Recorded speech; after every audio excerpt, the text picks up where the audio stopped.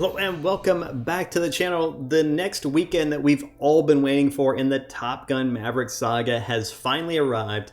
Top Gun Maverick breaking the $700 million mark and displacing Black Panther. Without further ado, let's get into the story. So here we have the weekend domestic chart and Spider-Man No Way Home, the more fun stuff edition. Again, reigning as a champ here. Pulling in $6 million this weekend, but Top Gun Maverick coming in second place with a 16% increase over last week's tally. Rounding up third place, DC League of Super Pets, followed by Bullet Train, The Invitation, Beast, Minions Rise of Gru in seventh place, and Thor Love and Thunder all the way down in eighth place in its 9th week, compared to Minions Rise of Gru in its 10th week. And Minions Rise of Gru also saw a 15% bump over last week's tally. So it also rose in the box office. Now here we have it, Top Gun Maverick domestic box office officially coming in at $700,300,000, breaking that mark that it needed to. Keep in mind that this film had a $170 million production budget. Worldwide, it has now made 8.4 times its production budget. That is absolutely huge. This is an earth-shattering win for this, and it puts this film in a category by itself, absolutely, where it deserves to be, make no doubt. Let's go and look at the all-time domestic box office.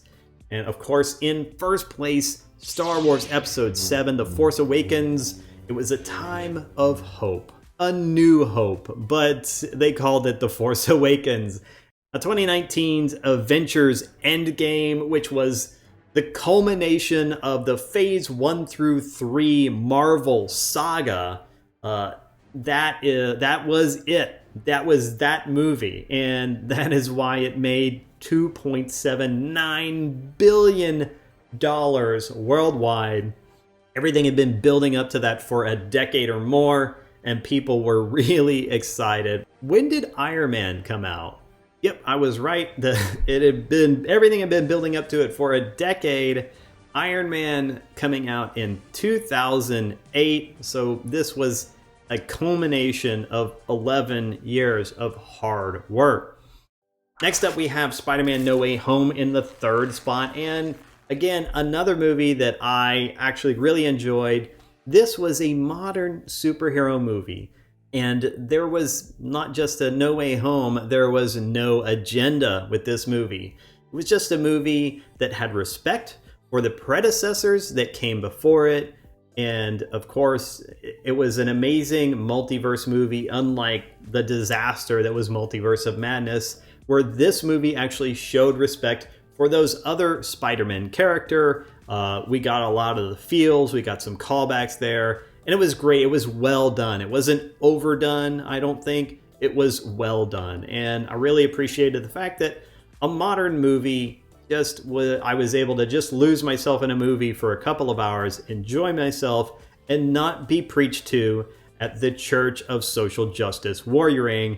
I didn't feel like having yet another sermon injected into my entertainment, and I didn't get any of that with Spider-Man No Way Home. I really, truly enjoyed this movie immensely. Rounding up the fourth place, Avatar. Now, 2009's Avatar obviously is an analogy, and the analogy is obvious in that. I'm not even going to explain it to you. But that said, I did enjoy this movie as well, and a lot of people enjoy this movie. It's got a very high rank. And this movie also did very well in the worldwide box office, pulling in $2.8 billion worldwide. Again, a solid movie, I think, with a solid plot, good characters, character development. Sure, I mean, we see everything that's going to happen. It's pretty obvious the way this movie is going to unfold for the most part, but it doesn't mean I didn't enjoy it nonetheless. I know there's critics that hate this movie. I know there's YouTubers that hate this movie, but what can I say? I love it, and it will always be one of my favorites. I'm looking forward to Avatar 2, The Way of Water, Hopefully this will be good. I am a little concerned only because it's been so long, but then maybe this next one will allay those fears. Here we go. In 3, 2, 1.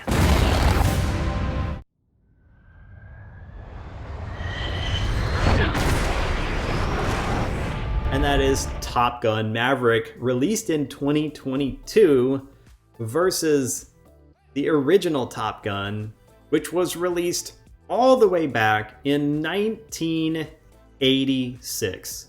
So there we have it, Top Gun Maverick coming in this weekend, pulling down and crossing the $700 million mark and knocking Black Panther off of the throne. Black Panther has been holding on by a claw for the last 2 weeks. Top Gun Maverick has only been pulling in about $5 to $6 million each weekend. And part of that is because 2 weeks ago, this thing actually started debuting on streaming platforms. So you've been able to watch it at home on some streaming platforms. And, you could order it and watch it when you're ready to, but people are still going and flocking to see this thing in the movie theaters. As we've seen this last weekend, Top Gun Maverick actually putting in a better performance than the previous weekend, rising by 16%. I think you just can't deny the appeal of this film. Again, another film, if we're going to look at the all-time domestic box office, that is coming in with no messaging, no Church of the Woke here. It's just a good old-fashioned action movie where you can go and watch something for a couple of hours, suspend disbelief, and enjoy yourself and lose yourself in an action-packed movie. And those are the top 5 all-time domestic box office movies. Congratulations again to Top Gun Maverick for knocking Black Panther off the 5th place throne.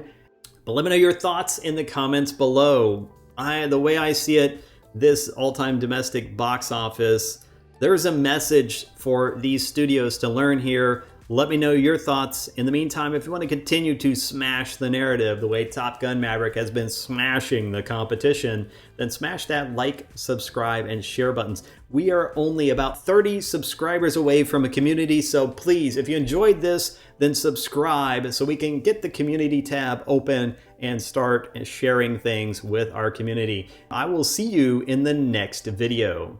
Have a great day.